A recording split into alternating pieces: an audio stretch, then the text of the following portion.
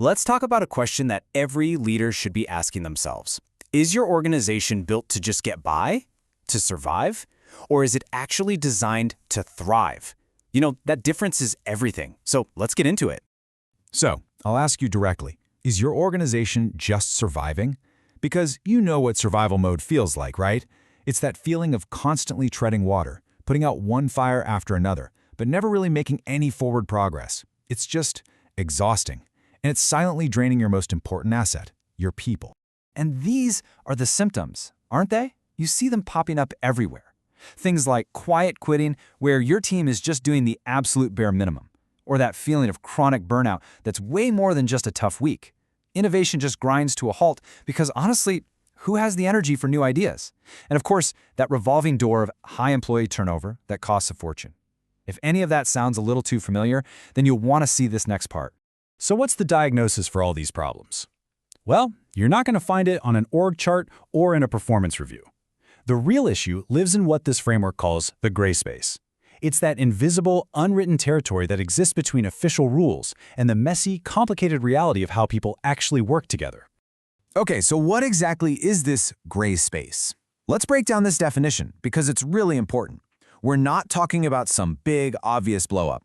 It's subtle. It's all the undocumented ways things really get done in your organization. It's the fuzzy roles and responsibilities, and maybe most importantly, it's the leadership blind spots. Those problems that get smoothed over and filtered out before they ever reach the top. This is where your culture really lives or dies. So let's look at what's really lurking in this space. We're talking about that subtle stuff like passive-aggressive comments, or that little bit of gaslighting that's so hard to pin down. We're talking about those leadership blind spots, where middle managers are just focused on managing up and hiding the real problems. And then you've got the chaos of role confusion and unclear boundaries, which, let's be honest, is just a perfect recipe for burnout. This gray space, it's the root cause. So what do we do about it? Well, the proposed solution is something called the Human-Centric Leadership Model, or HLM for short. It's basically a system designed specifically to shine a light on that gray space and actually fix the issues that are hiding there, moving your whole organization from a place of friction to a place of flow.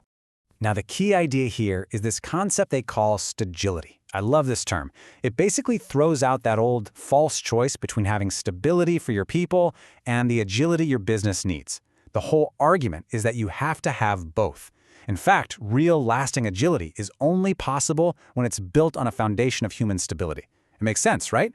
When your people feel secure and supported, they have the freedom to innovate and adapt.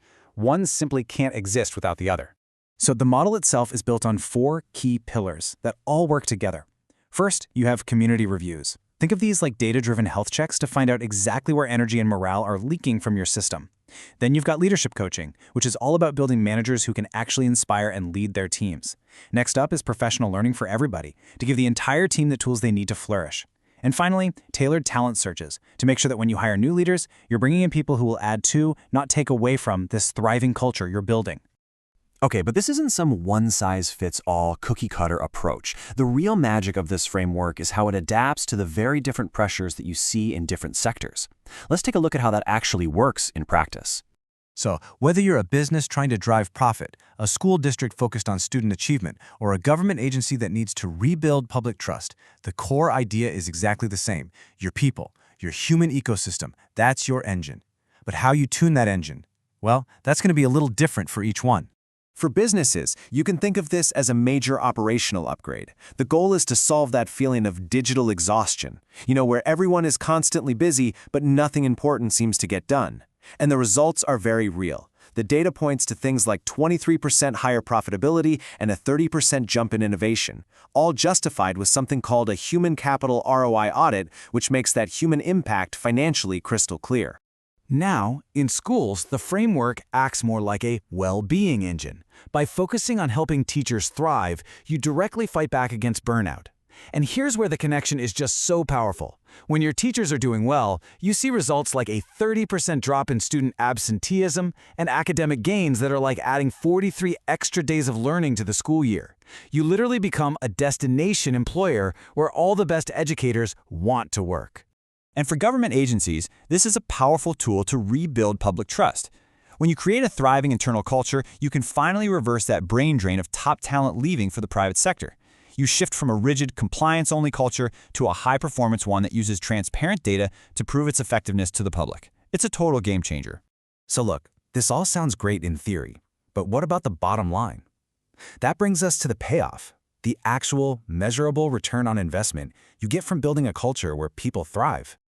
Just take a look at this number, 788%. According to the data, executive coaching that's focused on these principles delivers a staggering 788% ROI. And this isn't some soft, fuzzy benefit.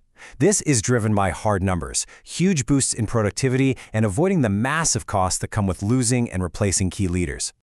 And here's the proof in the pudding. Research from the Gies College of Business backs this all up. It shows that human-centric leaders are a seriously powerful retention tool. I mean, think about it. When your employees feel seen, supported, and valued, they are 57% less likely to even be looking for another job. That kind of stability is a massive competitive advantage.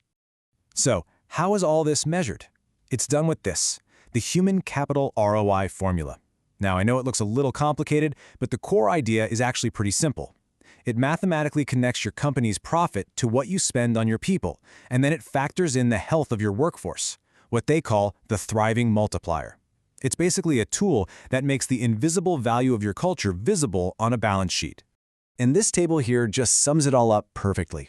Every single service links a hard business outcome to a real human outcome. Your diagnostics predict financial risk because they increase psychological safety. Redesigning operations optimizes your ROI because it reduces digital exhaustion. It just goes to show that human thriving and financial performance aren't fighting each other. They're two sides of the exact same coin. When you invest in your people's well-being, the business results just naturally follow. Which, of course, brings us right back to that first question we asked. Now that you've seen the diagnosis, the solution, and the incredible payoff, are you ready to stop just surviving? Because what this framework shows us is that the path to thriving isn't just possible, it's actually the most direct route to sustainable, long-term, and measurable success.